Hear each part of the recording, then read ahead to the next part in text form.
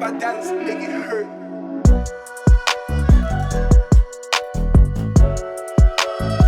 Hey everyone, this is Nehi Jain और we are gonna begin with the 4th chapter of NCERT of Mathematics in 11th standard.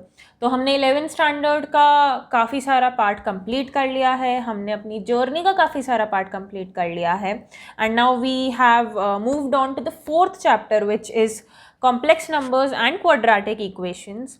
अब ये वाला जो chapter है ये हम इस क्लास से स्टार्ट करने वाले हैं. अभी तक हमने अपने initial 3 chapters which were sets, relations and functions और ट्रिग्नोमेट्री, ये तीनों कंप्लीट कर लिए थे जो एक इम्पॉर्टेंट पार्ट है 11th ग्रेड का. आई होप आपने उनकी रेफरेंसेस सॉल्व कर ली होंगी. आई होप आपने सारे टेस्ट सीरीज़ अटेम्प्ट कर लिए होंगे, नहीं तो आप अभी भी कर सकते हैं. जो भी DPP अवेलेबल थी आपने वो चेकआउट कर ली होंगी और आपने अपने जो NCERT है बेसिक लेवल पे NCERT तो कंप्लीट कर ही ली होगी. और ये क्यों करना है ये तो मैं सबसे पहली वीडियो में क्लियर कर ही चुकी हूँ. सो नाउ अपन अपना 4th चैप्टर स्टार्ट करने वाले हैं and make sure that you guys don't have any backlog. कोई भी आपका काम इनकम्प्लीट ना पड़ा हो और आप मेरे साथ चल रहे हो और through out the chapter and through out the remaining of your 11th standard हमें यही मेंटेन रखना है. So before getting started I hope आपने जो इंस्टाग्राम पे पढ़ले का हैंडल है उसे फॉलो कर दिया होगा. वहाँ पे आपको जो भी अपडेट्स आएंगे, जो भी नए फीचर्स आएंगे वो पता चल जाएंगे. और जो टेलीग्राम चैनल है उधर हमारा जो ग्रुप है अगर आप वो ज्वाइन कर लेते हैं तो we address your doubts over there and I hope it would be beneficial. जो ऑफिशियल वेबसाइट है वहाँ पे ये जो मटेरियल हम यूज़ कर रहे हैं वो अवेलेबल होता है. वहाँ पे आपको टेस्ट सीरीज़ मिल जाती है. So it is a good platform for you all to visit for your academics. So let's get started with the 4th chapter which is complex numbers and quadratic equations. अब हर chapter की तरह मैंने इस chapter को भी basic 4 parts में divide किया है जो NCERT में समझाए गए हैं. मतलब NCERT इन 4 चीज़ों में हमारी कंप्लीट हो जाएंगी. वो है complex numbers, algebra of complex numbers, अब modulus and conjugate is a completely new topic, और रिप्रेजेंटेशन मतलब graphical representation of complex numbers. मतलब जैसे हमने 2,4 को ग्राफ पे रिप्रेजेंट किया था ना, x is equal to 2 y is equal to 4, इस इक्वेशन को हमने ग्राफ पे रिप्रेजेंट कर दिया था ऑर्डर्ड पेयर बनाकर. वैसे ही हम एक कॉम्प्लेक्स नंबर को कैसे ग्राफ पे रिप्रेजेंट करेंगे हम वो स्टडी करेंगे. और हमारा कॉम्प्लेक्स नंबर ऑलरेडी पढ़े हुए क्वाड्रेटिक इक्वेशन से क्यों रिलेटेड है, क्वाड्रेटिक इक्वेशन का कॉम्प्लेक्स नंबर में क्या रोल है, इस चैप्टर के नाम में क्वाड्रेटिक इक्वेशन क्यों आ रहा है, ये हम by the end of the chapter अच्छे से समझ जाएंगे. तो I think we should get started. जो लास्ट वीडियो थी उसमें मैंने काफ़ी सारा कॉलेजेस और एग्ज़ाम्स और कॉलेज के कट ऑफ्स के बारे में चीज़ें डिस्कस करी थी एंड वो बेसिक जो नॉलेज है वो अभी आप लोगों को होना चाहिए. आप लोग की जर्नी स्टार्ट करते टाइम आप लोगों को पता होना चाहिए कि आप क्या कर रहे हैं. So check that video out if you haven't yet and let's begin with the topic. हमने कोई भी टॉपिक किसी भी एलियन कॉन्सेप्ट से तो स्टार्ट किया नहीं है अभी तक. तो हम जो हमारा ये वाला टॉपिक है उसको भी जो ऑलरेडी इस्टेब्लिश्ड नॉलेज है, हमें जो चीज़ें ऑलरेडी आती हैं हम उससे चालू करने वाले हैं. तो हमें ऑलरेडी इस सब को देखकर क्या समझ आ रहा है, हमको क्या आता है ऑलरेडी. हमें बस क्वाड्रेटिक इक्वेशंस क्या होती है भाई, हमें बस इतना ही आता है. तो क्वाड्रेटिक इक्वेशंस तो हमने 10th स्टैंडर्ड में ही पढ़ लिया था. मतलब ये तो हमारे बचपन का ही नॉलेज है.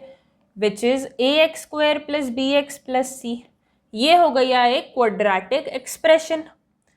इज इक्वल टू 0 लगाने के बाद बन गया ये क्वाड्रेटिक इक्वेशन. और इसके रूट्स इसके 2 रूट्स होंगे. अब वो हम लिख देते हैं अल्फ़ा और बीटा. अब अल्फ़ा और बीटा जब इधर डाल दिया जाएगा तो हमारा आंसर 0 आएगा. मतलब a² + b + c ये हमेशा 0 देगा. ठीक है. तो ये जो अल्फ़ा निकालते कैसे हैं या ये रूट्स पता कैसे करते हैं उसके लिए हमने एक चीज़ पढ़ी थी जिसमें हमने एक नया टर्म इंट्रोड्यूस हुआ था हमसे, वो था डिस्क्रिमिनेंट. और वो जो हमने चीज़ पढ़ी थी वो थी x is equal to minus B plus minus under root B square minus 4ac upon 2a। अब इसमें जो ये under root B square minus 4ac था, मतलब बी स्क्वायर माइनस 4ac था हमारा डी डिस्क्रिमिनेंट, ठीक है। तो ये वाला जो टर्म था, ये डिस्क्रिमिनेंट था, ये हमने एक नई बात पढ़ी थी। अब जो डिस्क्रिमिनेंट है उसके लिए भी हमने 3 केसेस पढ़े थे। सबसे पहली चीज़ हमने पढ़ी थी, अगर d ग्रेटर दैन 0 है तो हमारे जो रूट्स हैं वो रियल एंड डिस्टिंक्ट हैं। अगर d इज इक्वल टू 0 है तो हमारे जो रूट्स हैं वो रियल एंड सेम हैं। और अगर d लेस दैन 0 है, मतलब d नेगेटिव है, मतलब अंडर रूट के अंदर कोई नेगेटिव वैल्यू जा रही है, तो हमारे रूट्स जो थे वो इमेजिनरी या फिर हमें कहना चाहिए कॉम्प्लेक्स थे। तो यहाँ पे जब हमने रियल मतलब समझ लिया, और वो होता है रियल नंबर लाइन पे लाई करने वाला कोई भी सॉल्यूशन, कोई भी x की वैल्यू, मतलब जो मेरे ये दोनों रूट्स हैं, ये दोनों रूट्स तो मेरे रियल नंबर लाइन को बिलोंग करते हैं। ये मैंने क्या लिखा है, बिलोंग्स टू R। अब जो मेरा ये वाला रूट है इमेजिनरी या कॉम्प्लेक्स, इधर हमने तो रियल जैसा कोई टर्म यूज नहीं किया। इसका मतलब जैसे रियल नंबर्स एग्जिस्ट करते हैं वैसे ही कुछ इमेजिनरी नंबर्स भी एग्जिस्ट करते हैं। यहाँ से हमें बात समझ आई कि कॉम्प्लेक्स नंबर्स या इमेजिनरी नंबर्स होते क्या हैं। तो जब d लेस दैन 0 होगा तो हमारा जो आंसर आता है वो कॉम्प्लेक्स आंसर होता है, कॉम्प्लेक्स रूट्स होते हैं, या फिर हम इमेजिनरी कह सकते हैं। तो यहाँ से हमने सोचा कि ये इमेजिनरी रियल से क्या अलग चीज़ है। तो अब हमारा पॉइंट है इमेजिनरी या फिर कॉम्प्लेक्स नंबर्स, ठीक है। तो इमेजिनरी या कॉम्प्लेक्स नंबर्स ऐसी कौन सी चीज़ें होती हैं? जब भी d लेस दैन 0 था तो हमारे रूट्स इमेजिनरी कहलाते थे। मतलब हमारे रूट्स क्या थे उस टाइम पे, x is equal to minus B plus minus root के अंदर कोई नेगेटिव वैल्यू, ठीक है, कुछ तो नेगेटिव है इधर, अपॉन 2a। तो इस फॉर्मेट के जब हमें रूट्स मिले तो हमने कह दिया कि वो रूट्स कॉम्प्लेक्स रूट्स हैं। इसका मतलब कोई भी ऐसे नंबर्स जो p plus iota q form के हों वो कहलाते हैं कॉम्प्लेक्स नंबर्स। और let me bring it down to you, break it down to you all, कि वो नंबर्स जिनका स्क्वायर नेगेटिव हो वो इमेजिनरी नंबर्स होते हैं। अब किसका स्क्वायर नेगेटिव होगा? रूट के कोई क्वांटिटी है जिसका हमने स्क्वायर किया, अब आंसर आना चाहिए हमारा नेगेटिव, ठीक है। इसका मतलब इधर कोई ऐसी क्वांटिटी लिखी होगी, माइनस ऑफ, क्या कह दूँ, माइनस ऑफ ए। अब ए क्या है, मेरा एक रैंडम वेरिएबल है, ठीक है, मैंने ए बस ऐसे ही चुन लिया। तो जब अंडर रूट का स्क्वायर करेंगे तो वो तो कैंसिल हो जाएगा और माइनस से आ जाएगा मेरा आंसर। इसका मतलब कोई भी ऐसा नंबर जिसका स्क्वायर नेगेटिव आए वो होता है इमेजिनरी नंबर या फिर कॉम्प्लेक्स नंबर। और यहाँ पे मेरी जो डेफिनेशन थी कि p प्लस आयोटा q, तो ये आयोटा क्या चीज़ है? आयोटा है अंडर रूट ऑफ -1, ठीक है। तो आयोटा एक इमेजिनरी नंबर है क्योंकि अंडर रूट ऑफ -1 तो असली में क्या लिखा है, अंडर रूट ऑफ माइनस है, मतलब a की वैल्यू 1 है। तो अंडर रूट ऑफ -1 हमारे कॉम्प्लेक्स नंबर की डेफिनेशन है, आप ये मान लो। तो हमने ये बोला कि कॉम्प्लेक्स नंबर वो चीज़ होती हैं जिन नंबर्स का स्क्वायर नेगेटिव आए, और फिर हमने एक क्वांटिटी डिफाइन कर दी, वो थी अंडर रूट ऑफ -1। ठीक है, अंडर रूट ऑफ -3 भी कॉम्प्लेक्स है, अंडर रूट ऑफ -5 भी कॉम्प्लेक्स है, अंडर रूट ऑफ -9 भी कॉम्प्लेक्स है, और अंडर रूट ऑफ -20,000 भी कॉम्प्लेक्स है। पर हमने बोला कि आयोटा अंडर रूट ऑफ -1 होता है। क्या बोला हमने इसको? आयोटा। ये ग्रीक सिंबल है, ये ग्रीक कांस्टेंट है विच इज़ आयोटा। इसे हम आई से रिप्रेजेंट करते हैं। तो सबसे पहले तो हमें ये देखना है कि आयोटा क्या होता है। आयोटा होता है अंडर रूट ऑफ -1। ठीक है, चलो मैं पहले आयोटा के बारे में और बता देती हूँ। अब मैंने देख लिया आयोटा जो था अंडर रूट ऑफ -1। तो अंडर रूट ऑफ -1 का जब मैं करूंगी स्क्वायर तो क्या मिलेगा? -1। अंडर रूट ऑफ -1 का जब मैं करूंगी क्यूब तो क्या मिलेगा? -1 into under root of -1। Under root of -1 का करूंगी जब मैं पावर 4 तो क्या मिलेगा? -1 इंटू -1 विच इज +1। इसका मतलब अब फिर से अगर पावर 5 करूंगी अंडर रूट ऑफ -1 की पावर 5 तो मुझे मिल जाएगा 1 इंटू अंडर रूट ऑफ -1। फिर से अगर मैं करूंगी अंडर रूट ऑफ -1 की पावर 6 तो क्या मुझे मिलेगा? 1 into under root of -1 into under root of -1 is इज -1।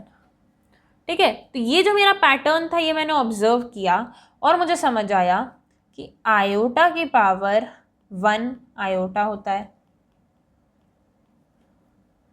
आयोटा के पावर 1 आयोटा होता है, आयोटा के पावर 2 -1 होता है, आयोटा की पावर 3 -1 इंटू आयोटा मतलब माइनस आयोटा होता है, आयोटा की पावर 4 -1 इंटू -1 मतलब +1 होता है, फिर आयोटा के पावर 5 आयोटा होता है, आयोटा की पावर 6 माइनस आयोटा होता है, आयोटा की पावर 7 आयोटा की पावर 6 -1 होता है,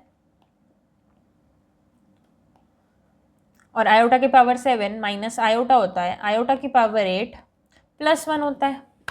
और यही पैटर्न हम आगे देखते जाएंगे। हमें क्या करना है? बस आयोटा मल्टीप्लाई करते जाना है हर बार।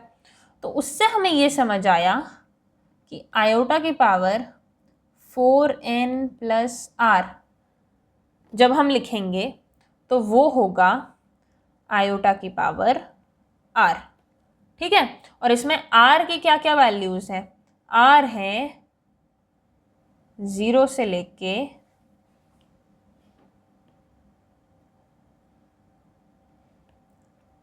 3। ठीक है, मतलब अगर हमें कभी भी आयोटा की पावर कोई बहुत बड़ा नंबर दिया है और उसे सिंप्लीफाई करना है तो हमें बस उस बड़े से नंबर को 4 से डिवाइड करना है, और जो हमारा रिमाइंडर आएगा उस रिमाइंडर को देखना है कि वो क्या है, 0 है, 1 है, 2 है या 3 है। जैसे अब अगर मैं बोलूँ आयोटा की पावर 17 तो ये क्या होता है? आयोटा इंटू आयोटा की पावर 16। अब आयोटा की पावर 16 तो आयोटा की पावर 4n है, मतलब आयोटा की पावर 4 इंटू 4 मतलब 4 का कोई मल्टीपल, तो आयोटा की पावर 16 तो 1 हो जाएगा। तो ये बन जाएगा आयोटा इंटू 1, तो ये आंसर आ गया आयोटा। या फिर अगर मैं फॉर्मूले से सॉल्व करूँ तो आयोटा की पावर 7 होता है आयोटा की पावर 4 इंटू 4 +1 मतलब आयोटा की पावर 1 विच इज़ आयोटा। ठीक है, अब अगर मैं बोलूँ कि आयोटा की पावर 43 तो ये क्या है? आयोटा की पावर 4 इंटू 10 + 3, इसका मतलब ये है आयोटा का क्यूब। या फिर इसे मैं लिख सकती हूँ आयोटा इंटू आयोटा की power iota cube into iota की पावर 40, और आयोटा की पावर 40 तो 4 का मल्टीपल है, इसका मतलब आयोटा की पावर 41 होता है। तो मेरा आंसर आ गया आयोटा क्यूब। तो ये तरीका थोड़ा सा सोचना पड़ेगा हमें, और जो ये 4n + r वैसे दोनों बात एक ही है, हमने दोनों में सोचा तो उतना ही, लेकिन आयोटा की पावर 4n + 3 जो है वो एक जनरलाइज्ड मेथड है, हमें बस जो भी पावर है उसे 4 से डिवाइड करना है और हमारा जो रिमाइंडर होगा उसको आयोटा की पावर में चढ़ा के हमें आंसर रिपोर्ट करना है। ठीक है, तो यहाँ पे हम समझ गए कि आयोटा की पावर क्या चीज़ होती है। अब मैं बात कर रही थी कि √−5, √−3, √−9, ये सारे भी तो कॉम्प्लेक्स नंबर्स हैं। तो इन सब को हम क्या लिखते हैं ना, इसको मैं लिख दूंगी √5 इंटू आयोटा, इसको मैं लिख दूंगी √3 इंटू आयोटा, और इसको मैं लिख दूंगी √9 इंटू आयोटा, या फिर इसको कह दो 3 आयोटा। कैसे किया मैंने ये मैंने किया √−a is equal to √a times iota, ये तरीका यूज़ करके। लेकिन इसकी एक कंडीशन है, इसकी ये कंडीशन है कि इसमें जो भी मेरे a हैं वो ग्रेटर दैन 0 होने चाहिए। क्योंकि अगर आप ये मानो कि a भी लेस दैन 0 है, मतलब under root of minus of some negative quantity, मतलब negative of some negative quantity तो पॉजिटिव होता है। अब अगर रूट ऑफ -a में a भी नेगेटिव है तो रूट के अंदर तो पॉजिटिव क्वांटिटी बन गई, मतलब उसका स्क्वायर नेगेटिव नहीं होगा। और अगर उसका स्क्वायर नेगेटिव नहीं होगा तो वो एक इमेजिनरी नंबर या फिर कॉम्प्लेक्स नंबर कैसे हुआ। इसलिए हमने ये जो तरीका है ये यूज़ करके बोला कि √5 होता है √5 आयोटा, √−3 होता है √3 आयोटा, और √−9 होता है 3 आयोटा। ठीक है, अब यहाँ पे हमने किस बात का ध्यान रखा ना, यहाँ पे मैंने इसको ऐसे नहीं लिखा कि √−5 इंटू आयोटा को मैं लिखूँगी √5 इंटू √−1। ठीक है, इसका मतलब जब भी हम √a into √b is equal to √a_b की बात करते हैं, ठीक है, ये जो तरीका है ये तो हम बहुत टाइम से यूज़ करते आए ही हैं कि √a इंटू √b √a_b के बराबर होता है। लेकिन एक बात पे हमने गौर नहीं किया कि इस तरीके में a या फिर b, मतलब आइदर a और b इज पॉजिटिव, कभी भी ये दोनों नंबर नेगेटिव नहीं होते हैं। क्योंकि आप देखो, अगर मुझे दिया गया है √−2 इंटू √−3, ठीक है, तो बचपन से जो तरीका हमें पता है उस हिसाब से तो मैं इसको कर दूंगी √−2 इंटू -3, और मैं इसे लिख दूंगी √6। पर मैंने जो अभी कॉम्प्लेक्स नंबर में पढ़ा उस हिसाब से मैं इसको लिखूंगी √2 into iota into √3 into iota, और √2 इंटू √3 को मैं लिखूंगी, अच्छा मैं लिख देती हूँ इसको √2 इंटू √3 आयोटा इंटू आयोटा। अब आयोटा इंटू आयोटा होता है -1 और √2 इंटू √3 होता है √6, तो ये बन जाएगा -1 इंटू √6 विच इज़ -√6। अब आप देखो, जो चीज़ हम बचपन से कर रहे हैं उसमें हमारा आंसर आया √6, और अभी जो हमने करा उसमें हमारा आंसर आया -√6। तो ये जो √a into √b is equal to √a_b वाली जो आइडेंटिटी होती है, इसमें हमें एक बात का ध्यान हमेशा रखना है कि a या b दोनों में से कोई एक चीज़ तो पॉजिटिव होनी ही चाहिए।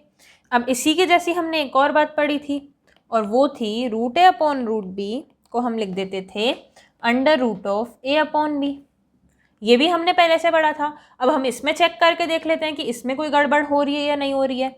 अगर मैं एग्जाम्पल लेती हूँ √−9/4, ठीक है, तो अब इसको मैं 3 तरीके से ब्रेक कर सकती हूँ।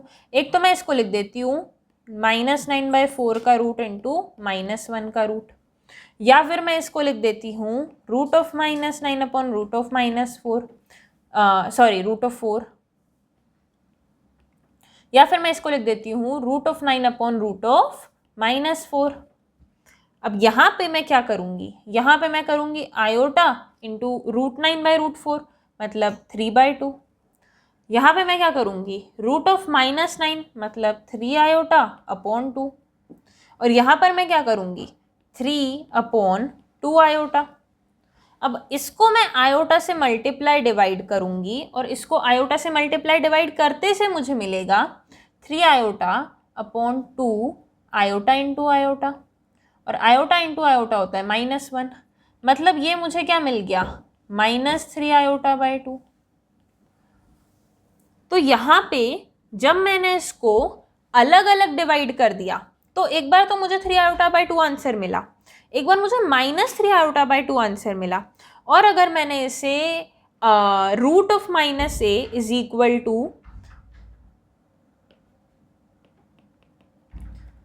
रूट ए इंटू आयोटा वाले फॉर्मूले से सॉल्व किया तो मुझे मिल गया आयोटा इंटू 3/2। इसका मतलब ये जो तरीका था या फिर ये जो तरीका था ये हमें नहीं करना चाहिए था, हमें बस इस तरीके को फॉलो करना चाहिए था। मतलब ये वाला जो फॉर्मूला है ये भी तब वैलिड होता है जब ए और बी सेम साइन के हों, ठीक है। मतलब ये भी जो हमने बचपन में एक बात सीखी थी वो भी ए और बी सेम साइन के होते हैं तब ही लागू होता है, हर कभी हम उसे नहीं लगा सकते हैं। मतलब यहाँ पे रूट ऑफ -9/4 को हम मन चाहे तरीके से ब्रेक नहीं कर सकते हैं, हमको उसे root of 9/4 into root of -1 लिखना चाहिए। यहाँ पे भी हमने एक गलती देख ली, root of A into root of B is equal to root A B में भी गलती हो जाती है अगर हम कॉम्प्लेक्स नंबर को उस तरीके से सॉल्व करने की कोशिश करते हैं। इसका मतलब जब भी हमें कॉम्प्लेक्स नंबर दिया हो तो हमें बस और बस इस तरीके से सॉल्व करना चाहिए। जो हमारी एक्सरसाइज 1 है उसमें ऐसे क्वेश्चंस हैं और हमें इस बात का ध्यान रखना है कि हमें बस ऐसे सॉल्व करना चाहिए। अगर आप कभी ये लॉजिक लगा बैठे जो बहुत अच्छे से हमारे खून में है कि root of A into root of B root of A into B के बराबर होता है, और अगर आप कभी ये लॉजिक लगा बैठे जो भी हमें बहुत अच्छे से रटा हुआ है, तो फिर हमारा जो क्वेश्चन है वो गलत हो जाएगा या गलत हो सकता है। इसलिए एक प्रिकॉशन कि जब भी कॉम्प्लेक्स नंबर हो तो हमें इस तरीके से आंसर लाना है, ठीक है। तो अभी तक हमने ये सीखा कि स्क्वायर अगर नेगेटिव आता है तो वो नंबर कॉम्प्लेक्स होता है, ठीक है। अब जब मैंने कॉम्प्लेक्स नंबर की बात करी थी तो मैंने एक बात बोली थी कि कॉम्प्लेक्स नंबर होता है p प्लस आयोटा क्यू। तो ये p प्लस आयोटा क्यू में आयोटा क्या चीज़ है ये तो मैंने समझ लिया, आयोटा को कैसे सॉल्व करना है, आयोटा को कैसे सिंप्लीफाई करना है, आयोटा जब भी आता है तो किन चीज़ों का ध्यान रखना है, ये कुछ बातें अपन ने कर ली। अब अपन p प्लस आयोटा क्यू क्या होता है उसकी बात करेंगे। तो p प्लस आयोटा क्यू मेरे कॉम्प्लेक्स नंबर की जनरल डेफिनेशन है, यहीं से मैंने स्टार्ट किया था ये टॉपिक। तो p प्लस आयोटा क्यू एक ऐसा कॉम्प्लेक्स नंबर है जिसमें मेरा p है एक रियल पार्ट और आयोटा के साथ आने वाला कोएफिशिएंट है मेरा इमेजिनरी पार्ट।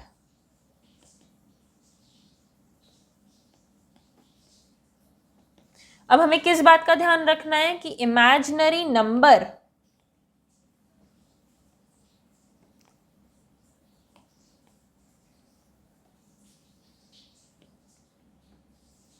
और इमेजिनरी पार्ट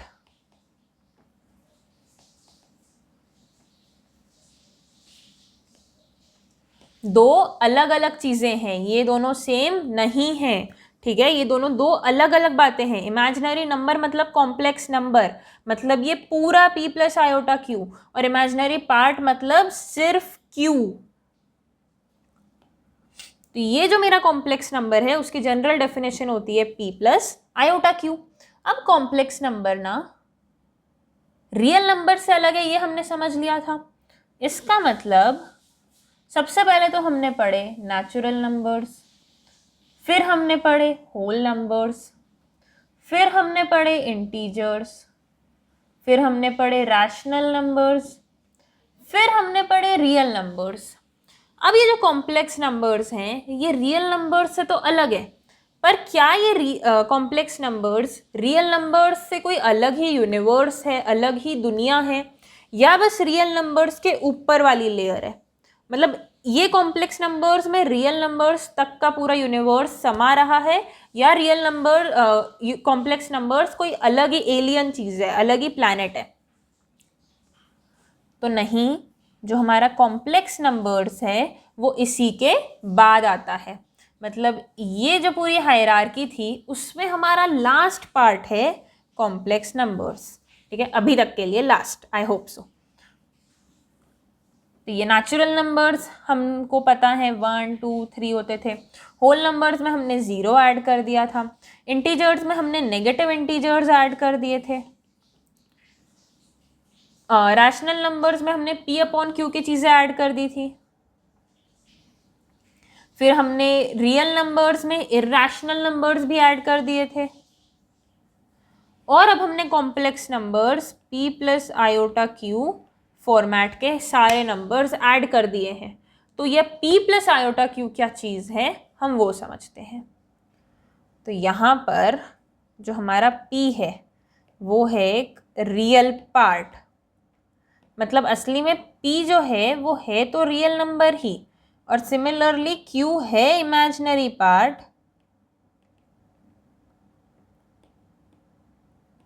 पर जो q है वो है तो रियल नंबर ही। मतलब q एक वेरिएबल है जिसका नाम इमेजिनरी पार्ट है, पर q असली में है एक रियल नंबर, और p भी रियल पार्ट है और रियल नंबर ही है। और ये दोनों को जब हम p plus iota Q form में लिखते हैं तो हमारा बन जाता है कॉम्प्लेक्स नंबर। मतलब यहाँ पर p रियल है, q रियल है, बस ये जो आयोटा है ये एक इमेजिनरी चीज़ है। ठीक है, ये आयोटा क्या है ये तो हमने अभी समझ लिया। मतलब हमारा p एक रियल नंबर है, हमारा q एक रियल नंबर है, और जब हम इसे p प्लस आयोटा q के फॉर्म में लिखते हैं तो हमारा कॉम्प्लेक्स नंबर बन जाता है।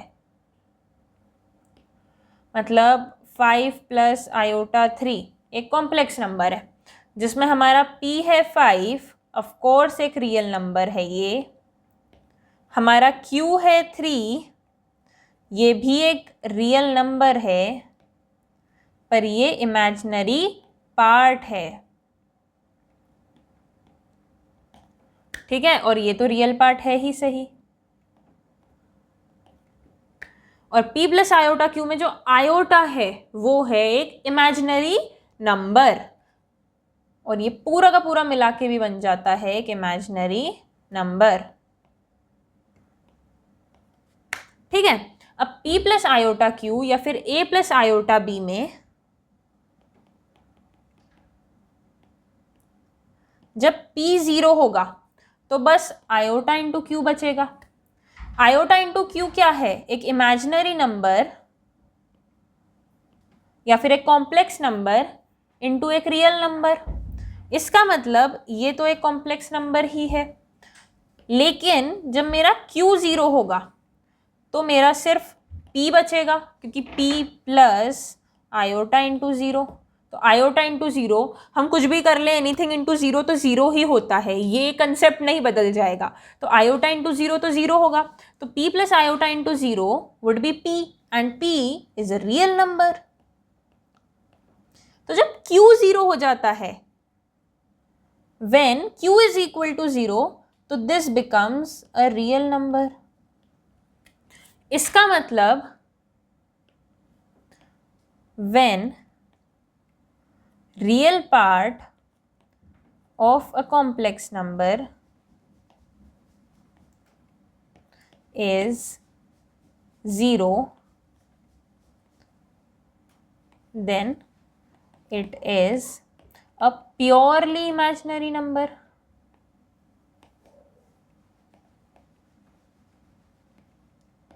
मतलब p इज इक्वल टू 0 हो गया तो बचा ही बस आयोटा इंटू क्यू, और आयोटा इंटू क्यू तो प्योरली इमेजिनरी है क्योंकि आयोटा खुद इमेजिनरी है। p प्लस आयोटा क्यू में जो एक p वाली टर्म थी वो तो रियल थी, यहाँ पे तो आयोटा क्यू पूरा का पूरा ही इमेजिनरी टर्म है। ये है iota Q, and when the imaginary part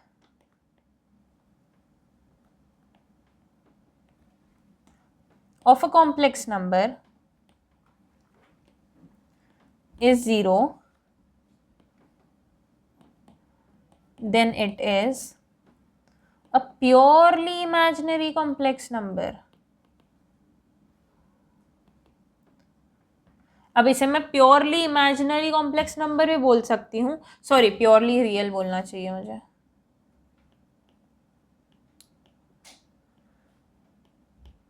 then it is a purely real number. मतलब सिर्फ p बचा, क्योंकि जैसे ही q 0 हो गया वैसे ही आयोटा इंटू 0 भी 0 हो गया और बना ही बस रियल नंबर। इसलिए p 0 होने पे प्योरली इमेजिनरी नंबर मिलता है और q 0 होने पे प्योरली रियल नंबर मिलता है। Is this part clear? अब यहाँ पे हमें एक कंफ्यूजन दूर करना है।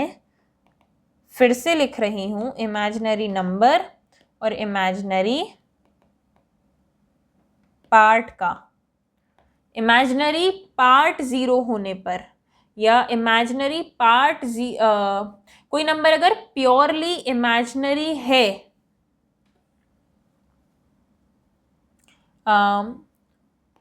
if a number is purely imaginary, then it is an imaginary number.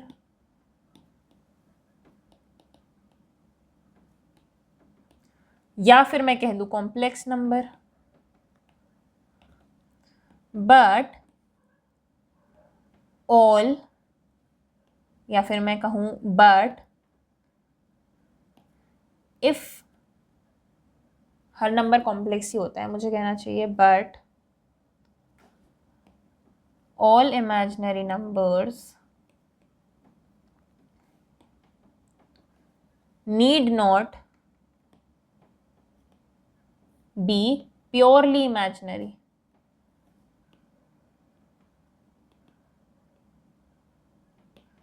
मतलब हर प्योरली इमेजिनरी नंबर एक इमेजिनरी नंबर है, पर हर imaginary number purely imaginary number नहीं है।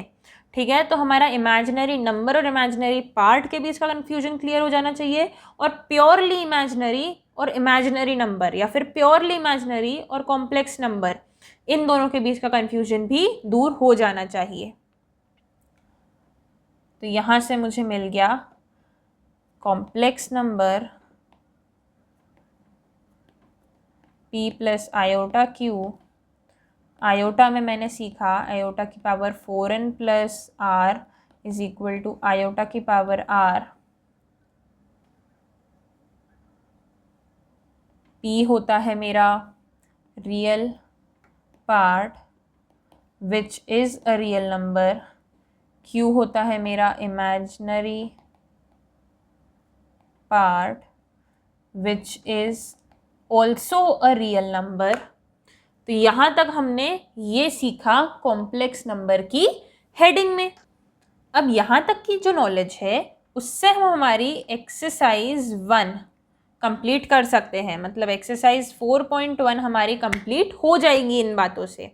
कॉम्प्लेक्स नंबर क्या होता है, बस यही अंडरस्टैंडिंग है एक्सरसाइज 4.1 में और उसके पहले के सॉल्व्ड एग्जाम्पल्स में। अब कुछ एक्स्ट्रा बातें, जैसे कि रियल नंबर जो है उसके बाद हमने कॉम्प्लेक्स नंबर को लिखा। मतलब कोई ऐसा कॉम्प्लेक्स नंबर बताओ जो असली में रियल है, तो मैं कह दूंगी 5 प्लस आयोटा इंटू 0। मतलब मेरा p 5 है, मेरा q 0 है, तो ये जो कॉम्प्लेक्स नंबर है ये एक रियल नंबर ही है असली में। इसका मतलब हर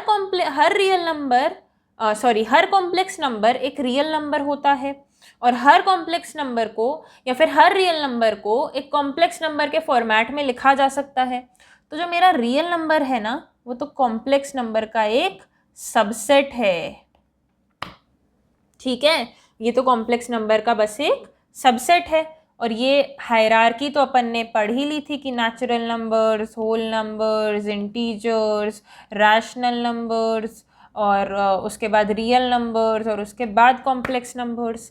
तो इसे आप सर्कल फॉर्म में लिखो, मतलब वेन डायग्राम फॉर्म में लिखो, या ऐसे समझ लो रियल नंबर्स कॉम्प्लेक्स नंबर का सबसेट है। और वैसे ही रियल नंबर्स के सारे सबसेट भी कॉम्प्लेक्स नंबर के सबसेट हैं। जैसे अपन ने फर्स्ट क्लास में ये देखा था कि नेचुरल नंबर्स रियल नंबर्स के सबसेट हैं, होल नंबर्स रियल नंबर्स के सबसेट हैं, एंड इंटीजर्स और रैशनल नंबर्स भी रियल नंबर्स के सबसेट हैं। अब अगर रियल नंबर्स कॉम्प्लेक्स नंबर का सबसेट है, इसका मतलब ये सारे के सारे भी कॉम्प्लेक्स नंबर के सबसेट हैं। और जो हमारा कॉम्प्लेक्स नंबर है उसे हम रिप्रेजेंट करते हैं z से।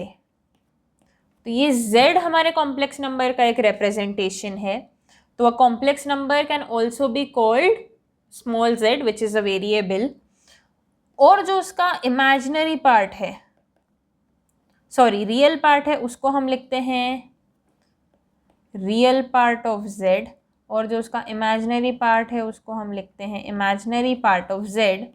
तो अगर एक कॉम्प्लेक्स नंबर को हम z बोल रहे हैं तो p को हम रियल पार्ट ऑफ z बोलते हैं, q को हम इमेजिनरी पार्ट ऑफ z बोलते हैं। ये तीन बातें क्लियर हो गई होंगी कि z क्या होता है, बस एक complex number, p plus iota q form का कोई भी नंबर। रियल पार्ट क्या होता है, p मतलब REZ मतलब real part of z। Imaginary part of z क्या होता है, q। This makes up a complex number. अब आयोटा के बारे में, आयोटा ऑफ, अच्छा, आयोटा की पावर 1 इज आयोटा, आयोटा की पावर 2 इज -1, आयोटा की power 3 is minus iota, and iota की पावर 4 इज अगेन 1, मतलब सॉरी 1। अब इन चारों को अगर मैं ऐड करती हूँ, मतलब iota plus iota square plus iota cube plus iota की पावर 4, इसका मतलब मैं किन चारों को ऐड कर रही हूँ, मैं ऐड कर रही हूँ iota plus -1 plus minus iota plus 1। तो ये तो सम 0 आएगा। या फिर मैं कह दूँ आयोटा की पावर 4n प्लस 1 होता है आयोटा, आयोटा की पावर 4n प्लस 2 होता है आयोटा स्क्वायर, आयोटा की पावर 4n प्लस 3 होता है आयोटा क्यूब, और आयोटा की पावर 4n प्लस 4 होता है 1। और आयोटा की पावर 4n प्लस 4 फिर से क्या ही हो जाएगा, आयोटा की पावर 4n प्लस 4 मतलब तो 4n ही हो गया। तो ये चारों जो चीज़ें हैं जिसको हम लिख सकते हैं आयोटा की power 4n plus 1 is equal to iota, iota की power 4n plus 2 is equal to -1, iota की power 4n plus 3 is equal to minus iota, and iota की power 4n is equal to 1। इसको भी तो हम ऐसा लिख सकते हैं कि इन चारों का सम 0 होता है, बिल्कुल होता है, चेक कर लो। मतलब आयोटा की पावर 4n प्लस आयोटा की power 4n plus 1 plus iota की power 4n plus 2 plus iota की पावर 4n प्लस 3, ये जो चार नंबर्स हैं इनका सम हमेशा 0 आएगा। तो हमने ये दो टॉपिक्स, ये जो सम 0 है ये भी बस एक ऑब्जर्वेशन डिराइव कर ली और उसे एक जनरलाइज फॉर्मेट में लिख दिया। फिर कॉम्प्लेक्स नंबर को z से रिप्रेजेंट करते हैं, और जो रियल नंबर्स हैं वो कॉम्प्लेक्स नंबर्स का सबसेट है, और रियल नंबर्स के सारे सबसेट भी कॉम्प्लेक्स नंबर्स के सबसेट हैं। कॉम्प्लेक्स नंबर क्या होता है, कॉम्प्लेक्स नंबर जब भी एक क्वाड्रेटिक इक्वेशन में हमारा डिस्क्रिमिनेंट नेगेटिव होता था, मतलब इमेजिनरी रूट्स आते थे, हमने 11th स्टैंडर्ड में ये बात सीखी थी। तो वो इमेजिनरी रूट्स असली में क्या होते थे, इमेजिनरी रूट्स ही कॉम्प्लेक्स नंबर होते थे। और कॉम्प्लेक्स नंबर होता है z जो होता है p plus iota q format का, जिसमें p होता है हमारा रियल पार्ट जो एक रियल नंबर है, q होता है हमारा इमेजिनरी पार्ट जो भी एक रियल नंबर है, और आयोटा है एक constant which is root of -1। तो आयोटा एक ग्रीक कांस्टेंट है which is under root of -1, क्योंकि कॉम्प्लेक्स नंबर बेसिकली वो नंबर होते थे जिनका स्क्वायर नेगेटिव आता हो। तो अंडर रूट ऑफ -1 का स्क्वायर नेगेटिव आता है, और ये हमने हमारी डेफिनेशन में इंक्लूड कर लिया। और फिर हमने एक जनरल फॉर्मूला देखा कि iota of 4n plus r is equal to iota to the power r। यहाँ से ये सारे कंसेप्ट यूज़ करके आपकी कॉम्प्लेक्स नंबर की जो बेसिक एक्सरसाइजेस होती हैं, be it your reference, be it your NCERT, वो अच्छे से सॉल्व हो जाएंगी। And in the next class we are gonna move forward to algebra of complex numbers after doing some practice। तो हम पहले इस क्लास की कुछ प्रैक्टिस करेंगे और उसके बाद हम algebra of complex numbers deal करेंगे। So thank you so much and good day. Take care. Peace out.